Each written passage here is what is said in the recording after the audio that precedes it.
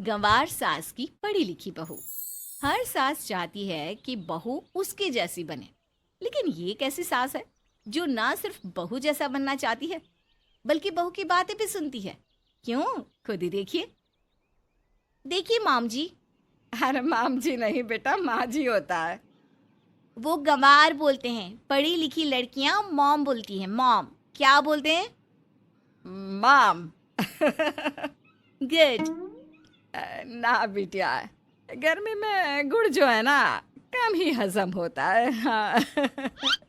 बहू सर पर हाथ रख लेती है। माँ जी मैं गुड बोल रही हूँ। गुड मतलब अच्छा। अच्छा बिटिया, गुड़ मतलब अच्छा। अच्छा ठीक है। तो बहू सास को हर वक्त ये जताने की कोशिश करती है कि वो गंवार है, शुद्ध गंवार। वही सास सोचती है कि काश बहू की तरह वो भी पढ़ी लिखी बन जाए। वो बहू को देखकर ये समझने की कोशिश करती थी कि पढ़े लिखे लोगों का रवैया क्या होता है, और बहू इसी का तो फायदा उठाती है। अरे विमला, कहाँ जा रही है? अंदर आ। क्या है माँ जी, गंवारों की तरह चिल्लाती रहती हैं आप?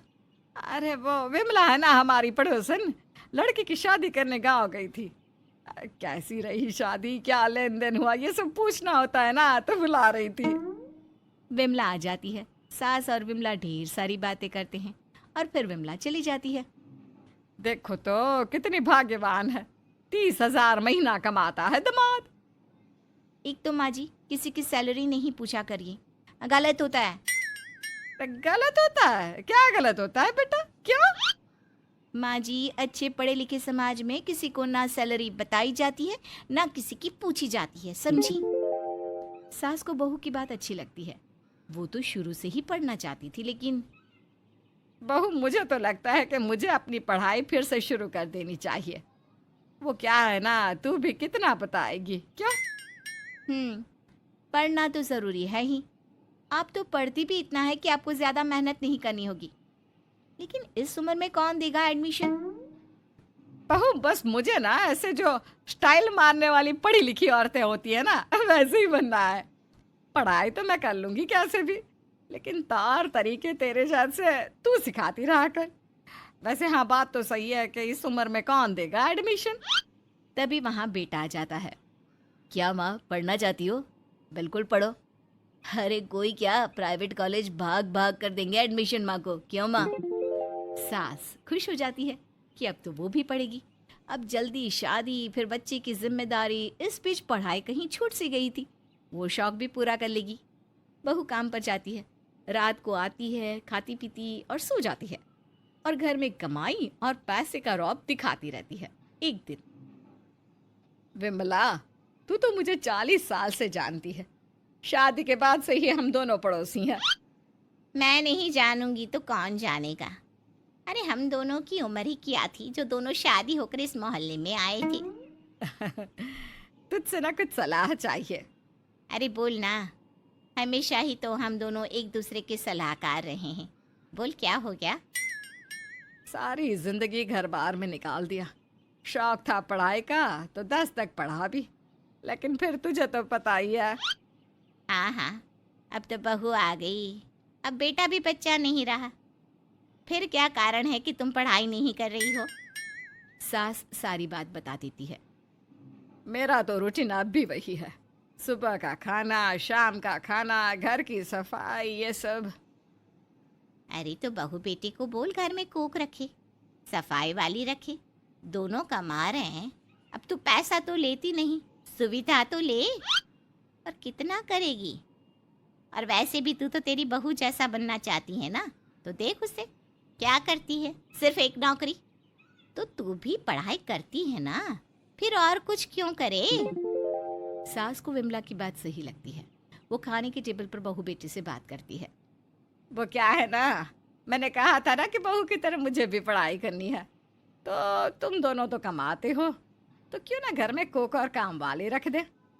हाँ माँ ठीक है, फिर तेरे पास भी वक्त रहेगा, तू अपने सपने को अच्छे से पूरा कर सकेगी। वो क्या है ना, मेरे पास तो वक्त नहीं रहता घर का काम करने के लिए। तो ठीक है, ऐसा ही कर लो। माँ जी आप देख लीजिए कोई कुक और काम वाली। अब क्या करे, पैसे तो खर्च होंगे ही। अब 4 पैसे बचे ना तो बाहर निकलकर काम करने का मतलब नहीं रह जाता, है ना? सास क्या करती, बेचारी फिर उसी काम में लग जाती है। सुबह का खाना पीना, साफ सफाई करना और फिर दोपहर के बाद से रात की तैयारी। रात को बेटा बहू को खाना पीना और उसके बाद वो पढ़ाई करती और सो जाती। क्या बात है बहन, घर में काम वाली खाना वाली ये सब नहीं लगाई? कैसे पढ़ाई करती हो? अरे कुछ नहीं, बस हो जाता है। वो क्या है ना, बेटा तो मान गया था, लेकिन बहू बोल रही थी कि पैसे नहीं बचेंगे अगर घर में काम वाली और खाने वाली रख लेंगे, तो फिर सारा दिन मैं घर में ही तो रहती हूँ ना। तू बहुत सीधी है। वैसे भगवान हमेशा तेरा साथ देगा। पढ़ाई कैसी चल रही है? अब तो ग्रेजुएशन भी हो गई, क्या पढ़ाई कर रही हो आगे? मैंने तो सोचा था कि मैं एमबीए करूँगी, लेकिन बाद में नौकरी नहीं कर पाऊँगी तो अब बीएड ही करूँगी। बच्चों को तो घर से भी पढ़ा सकती हूँ। अरे वाह, यानी पढ़ने के साथ ही पढ़ाना, सही है। ट्यूशन क्लासेस खोलोगी? हाँ, वैसे अब तक बहू की तरह बोलना व्यवहार करना तो नहीं आया, लेकिन घर में बच्चों को पढ़ाऊंगी। कम से कम ध्यान तो नहीं देना होगा कि कैसे बोलना है, कैसे बातें करनी है, क्यों? बहू की तरह यानी कैसे? अरे जैसे पढ़े लिखे लोग बोलते हैं ना, स्टाइल से इंग्लिश। फिर क्या, दोनों सहेलियां हंसने लगती है। तभी बहू आ जाती है। सासू माँ, पढ़ाई के बाद नौकरी करनी है तो कम से कम पढ़े लिखों की तरह तो हंसा करो। सास का मुंह लटक जाता है, लेकिन विमला, उसकी कौन सी बहू लगी है जो वो डरे?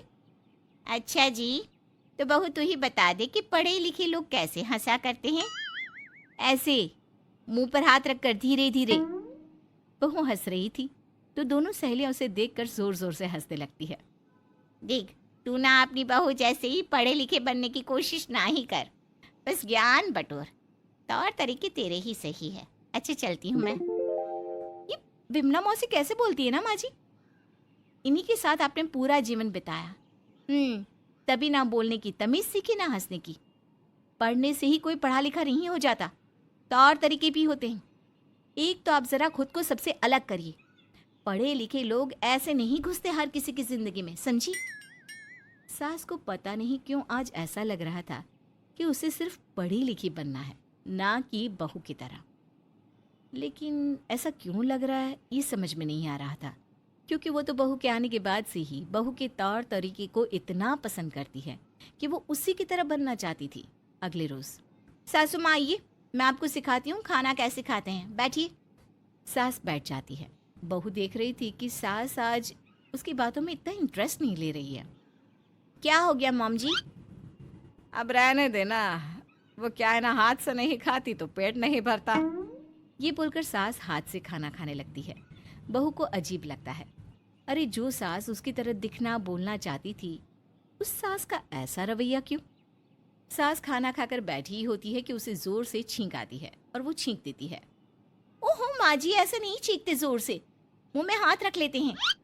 अरे देख बहू, पढ़े लिखे लोगों का तो पता नहीं, लेकिन साइंस ये कहती है कि छींक कभी रोकना नहीं चाहिए। तूने कौन सी किताब से चम्मच से खाना सीखा ये तो पता नहीं, लेकिन शरीर के पोषण के लिए हमारी ये जो 5 उंगली में छिपे तत्व है ना, उनसे खाना खाने से खाना अच्छे से पचता है। और आसपास जो अपने लोग हैं उनसे दिल खोल कर बात कर लेने से दिल हल्का रहता है।